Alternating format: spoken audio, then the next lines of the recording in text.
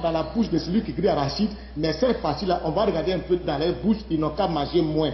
Ils n'ont qu'à tenir un peu compte de la compétence un peu. C'est très, très, très important. Tenir compte de la compétence. Ils n'ont qu'à payer même les cadres.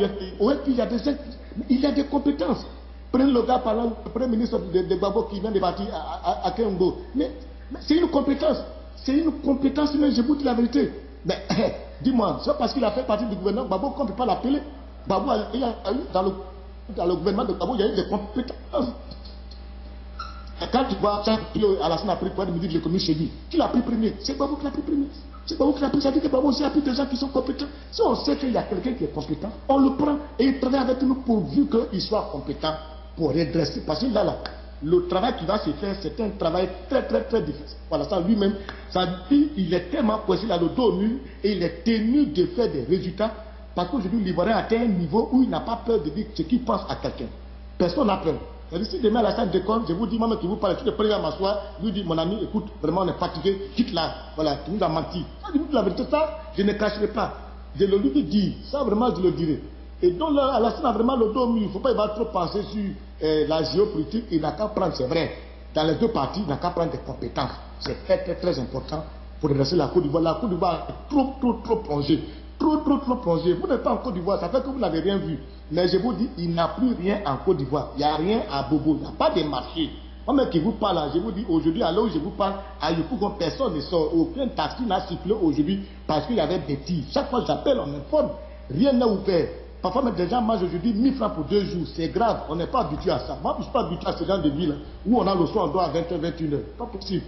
Donc, ça sera très difficile pour Alassane, mais je dis que c'est très bien qu'il fasse appel à des compétences. Si ces compétences sont qui les appelle? Qui les appelle? Parce que pas vouloir te venger. On ne se venge jamais. Dieu n'aime pas les gens qui se vengent. Quand Dieu fait ton palade, pourquoi toi tu vas faire palade encore? Dieu n'aime pas. Parce que chaque fois que tu vas humilier quelqu'un, tu ne fais que le bénir devant Dieu et Dieu va le grandir pour toi. Si tu n'humilies pas quelqu'un, tu ne vas pas de quelqu'un, Dieu va te grandir. Faut pas, ils vont faire un problème de règlement de compte, de vengeance. Moi, Draman, on m'a fait ça, on a voulu me mettre en prison, on a voulu me faire ça. Laissez tout tomber, travailler ensemble, compétence. Point. Vous avez tout à l'heure évoqué le nom de M. de Tagro, paix à son âme. Un mot sur les conditions de son décès? Non, vraiment, je ne suis pas en Côte d'Ivoire, ça fait que je ne connais pas les conditions de son décès. J'ai appris comme cela que on m'a dit que oui, c'est par des coups de gourdin, il a été frappé et il est parti, on l'a envoyé à la PISAM dans un état critique et il en est décédé. D'autres aussi ont dit que oui, c'est des éclats de balles qui l'ont touché et il a succombé à ces éclats-là. Bon, je n'ai pas vraiment une idée exacte vraiment, mais c'est un monsieur qui était vraiment un très bon pion pour Gbagbo. C'est pour ça qu'il avait des problèmes à son temps avec le ministre de l'économie de Boumbabré. C'est pour ça qu'il avait des problèmes à son temps avec nous dans la région, parce qu'il avait plein de compétences. C'est un monsieur qui est bien. Moi, vraiment, ça m'a beaucoup soutenu. Non, ça m'a fait très mal. C'est un garçon même qui maintenait encore le cordon ombilical entre lui et moi. Lui qui mettait un peu le cordon ombilical. Sinon, vraiment, les autres, les personnes, tu les vois même sur la route, même dans sa vie, après, il te salue à cause d'un petit poste de ministre, quand on t'a appelé, on t'a mis là, tu crois que tu es Dieu, que tout le monde. Mais je vous dis, bon, je ne suis pas au courant de ce qu'il a tué, mais c'est ce que je lui ai appris. Je pense confirmer ou infirmer.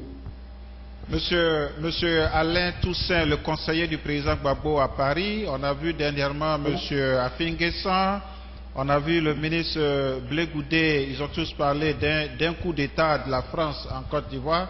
Est-ce que vous soutenez cette hypothèse? Bon, moi, vraiment, je ne suis pas un politicien. C'est les politiciens qui font de la politique. Ce côté-là, je ne peux pas répondre à cela. Peut-être c'est ça pourquoi ils le disent. Ce que moi, je sais, les Ivoiriens ont voté. Il y a eu des votes au deuxième tour. Alassane a eu 54%. Gbagbo a eu 46%. Alassane est président de la République. Lui, il devait s'arrêter là. Le reste, maintenant, là, pourquoi tu quittes? Qui me fait quitter? C'est un problème d'élection. Évitons de quitter le centre des élections pour aller sur le problème du colonialisme. Ce n'est pas ça. On n'est pas dans un problème de colonialisme. On n'est pas dans un problème de ça. On dit qu'il y a eu élection. On a eu élection, les voix de l'élection. On a compté 1, 2, 3, 4. On nous a demandé de recompter. Est-ce que des intellectuels qui sont dans l'OMC, ça n'a plus compté? C'est le FI seulement qui savent compter. C'est quand un compte pour eux, ça devient 60. Quand les autres comptent, ça devient 46. Je ne comprends pas. S'ils ont dit ça, ils ont leur raison. Moi, je ne connais pas. Ce que je sais, il y a eu des votes. La Chine a dit à la stade 54%. Qu'il a dit 54%. Les représentants ont dit 54%. Moi, bout de fait, je m'attends à cela. Je ne peux pas empêcher de passer ce qu'il dit. Qu'est-ce que doit faire aujourd'hui le président Alassane pour étouffer une certaine rébellion du camp opposé, parce que on sait qu'ils sont... Pour avoir une rébellion en Côte d'Ivoire, tu sais, la rébellion pour la faire, c'est difficile. Pour avoir une rébellion, il faut avoir une base arrière. Si Chaïta a pu faire une rébellion, au Libéria, c'est parce qu'il y avait la base arrière qui était la Côte d'Ivoire. Si aujourd'hui il y a eu une rébellion en Côte d'Ivoire, c'est parce qu'il y a une base arrière qui est Burkina. Mais si le FPI doit faire moi, c'est la vérité que je dis, c'est lui que ça plaît, qui dit ce qu'il fait, ce qu'il veut. Mais si le FPI doit faire une rébellion, il lui faut une base arrière. Quelle base arrière? Vous êtes en parlant avec tous les pays. Vous avez cité Mali, vous avez cité Guinée, vous avez Libéria, vous avez cité Burkina. Mais avec quel pays qui a fait base arrière pour vous? Vous avez fait rébellion dans la même Côte d'Ivoire, ils vont vous encercler. C'est difficile. Une rébellion sans un voisin comme ami, c'est difficile. Il n'aura plus de rébellion dans le pays. Il va y avoir des troubles, mais pas de rébellion qui a duré comme ça. Pour qu'il y ait une rébellion, c'est très difficile. Une base arrière forcée. Monsieur Guidefer, je m'excuse de vous interrompre. Comment voyez-vous aujourd'hui l'avenir du PDCI? Je m'excuse, l'avenir du FPI? Et est-ce que les responsables du FPI ont pensé aux échéances électorales à venir? Je parle des municipales, je parle des législatives. Je pense que c'est l'interview que j'ai accordée deux semaines avant mon arrivée. J'ai dit, Monsieur le Président, ton entêtement de rester au pouvoir va détruire l'image du parti et ça va agir sur les cas de ton parti dans le futur. Aujourd'hui, ça dit, à force d'avoir ce comportement, le FPI aujourd'hui, quand on voit un militant de FPI, on a l'impression qu'on a affaire à un terroriste. Tout le monde a peur. Tu vois, donc là, le comportement, ça dit aujourd'hui, ça dépeint. Ça dépeint l'image des militants de FPI et ça va beaucoup agir sur eux. Ça va beaucoup. Donc il y a des cadres du FPI qui n'ont pas cette façon, qui n'ont pas cette manière de concevoir la vie. Mais aujourd'hui, avec tout ce qui s'est passé avec ces 10 années de guerre, de tueries, ça dit, il y a encore, ça va nous fatiguer et c'est ça l'image. C'est l'image à laquelle les responsables du parti doivent commencer à changer au lieu de se craponner dans une affaire.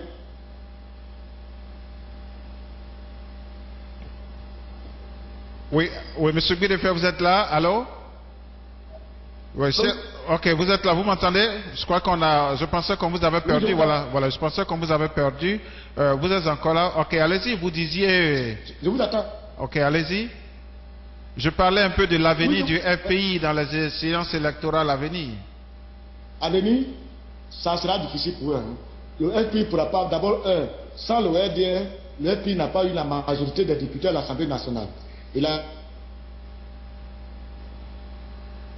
pays pour que la majorité à l'Assemblée nationale. Et ils ont donné 3 ministères au PDCI. Et ils ont montré les mêmes ministères là contre le PDCI, c'est-à-dire à détruire le PDCI. Aujourd'hui, le RDR va entrer dans la danse. Le PDCI présent. Et ils vont, UDPCI est là. Ils vont faire une fusion des candidats RHDP. Je crains fort même que le FPI ne se retrouve même sans un élu. Je crains. Ça, je crains. Parce qu'ils ne seront pas avec qui faire alliance. Le PDCI ne va plus faire alliance avec le FPI. Le RDR ne peut pas faire alliance avec le FPI. Ils vont tous aller en RHDP. Et je crains beaucoup que le FPI ne se retrouve même sans un élu au Parlement, sans un élu au communal. À tous ces sincérité. J'ai doute. Monsieur Guidefer, je pense que nous tirons un peu vers la fin de cette émission, mais nous n'allons pas la terminer sans parler de la jeunesse. Je pense que dans d'autres pays, beaucoup de fonds sont dépensés sont investis dans l'éducation de la jeunesse. On sait que dernièrement, nos jeunes frères, nos enfants ont été formés à la manipulation des Kalachnikov, à pouvoir piller des maisons, à brûler leurs propres frères. Si aujourd'hui vous avez le président Ouattara en face de vous, quel conseil lui donneriez-vous par rapport à la jeunesse de la Côte d'Ivoire? Je lui dirais Alors, je dis ensemble, attention, attention. La gestion de l'administration, la gestion de l'armée, la gestion de la jeunesse a fait partie, Babo Laurent, du pouvoir. La gestion de l'armée, l'administration et de la jeunesse peut aussi te faire partie du pouvoir. Aujourd'hui, on n'a pas une jeunesse exemplaire. On a une jeunesse qui ne travaille pas. Il suffit simplement de payer le tricot d'un parti politique et que tu partes en prison au nom de ce parti politique pour que tu sois un peu bien vu, pour qu'on te donne de l'argent. On a une jeunesse paresseuse, une jeunesse qui ne fout plus rien à faire, une jeunesse qui donne aussi la Côte d'Ivoire à une jeunesse responsable. Je pense aux jeunesses d'alors, d'avant, que nous avions avant avec le temps. Cette jeunesse aujourd'hui n'existe plus. Alassane Dramane Ouattara a créé une jeunesse nouvelle, une jeunesse responsable. Quand on dit je suis un jeune ça veut dire quoi? C'est-à-dire je suis jeune mais je travaille, je suis un fonctionnaire, je suis un haut cadre. Moi, vous-même qui vous parle, j'ai commencé à travailler à l'âge de 25 ans. J'étais encore jeune, mais je travaillais. Je ne dois pas le droit d'être un jeune qui ne fait rien. Je ne suis pas un jeune de psychologie, ni de choses. Pour dormir dans la maison de mon père avec ma femme et mes enfants. Non, non, non. La jeunesse ivoirienne aujourd'hui n'existe pas. Nous avons des bandits qui nous appelons des jeunes. Les enfants ne vont plus à l'école. Ils ne vont plus à l'école. Aucun respect de l'aîné aujourd'hui. Un jeune qui frappe l'aîné, un élève qui frappe le professeur, un élève qui frappe un commissaire, un élève qui frappe un juge. Vous avez vu ça en Côte d'Ivoire. Mais c'est dangereux, c'est très dangereux. Et c'est cette jeunesse demain ça, elle qu'on va confier la Côte d'Ivoire. De grâce, je suis désolé. Je suis désolé. Alassane doit faire l'étage, il doit faire même les états généraux de la jeunesse. Les états généraux de la jeunesse. Pourquoi on réfléchit au juste? Qui est-ce qu'on doit appeler jeune? Si tu ne vas pas à l'école, tu n'apprends pas un métier, on ne t'appelle pas jeune, on te classe au rang de délinquant. Point. Monsieur Guy Defer, au nom de la direction d'Ivoire TV, au nom de l'émission Les Grandes Interviews de Germain Kwasi, je voudrais infiniment vous dire merci. Merci d'avoir accepté cette invitation de ce soir pour parler de notre pays, pour parler de la Côte d'Ivoire, notre patrie, notre seul pays sur cette terre des hommes. Nous tirons vers la fin de notre entretien. Quels sont les derniers mots que vous pouvez avoir à l'endroit de vos frères et sœurs ivoiriens dans tout le monde entier? Je remercie beaucoup les autorités du Libéria qui ont accueilli une partie des Ivoiriens de l'Ouest sur leur terre. Je remercie sincèrement les autorités du Togo, à leur tête, le jeune président Faure Gnassingbé, je vous dis, qui a vraiment mis en place un comité d'accueil, dégagé un membre de son gouvernement avec le HCR pour s'occuper spécialement des Ivoiriens et des conditions d'accueil qui nous a révélées sont tellement bonnes que nous-mêmes qui sommes au Togo, nous grossissons, en toute sincérité. Et dit merci aussi à ses jeunes frères. Je connais son jeune frère, lui qui nous a accueillis, par exemple, M. Toyi. Il a vraiment mis dans des conditions. Je lance aussi un mot d'ordre à nos autorités du pays de faire vite. C'est vrai, nous sommes à l'étranger, on nous reçoit bien. Mais dépêchez-vous pour que les gens puissent rentrer au pays. Sécurisez les gens. Apprenez à pardonner. Alassane, toi-même tu as eu beaucoup de problèmes. On ne t'a pas pardonné. Quand on ne t'a pas pardonné, voilà ce que ça a créé. Donc toi à ton tour, pardonne. Aime tes frères, vous devez vous pardonner parce que vous êtes obligés de vivre ensemble. Chers Ivoiriens, je vous en prie, pardonnez-vous, pardonnez-vous, pardonnez-vous, pardonnez-vous. Évitez de dire que celui-là c'est un bêté, c'est un guéré, c'est un djoula, c'est un coumain, c'est un athée, c'est un agni, c'est un abbé, c'est un ébrié. Non, c'est tout.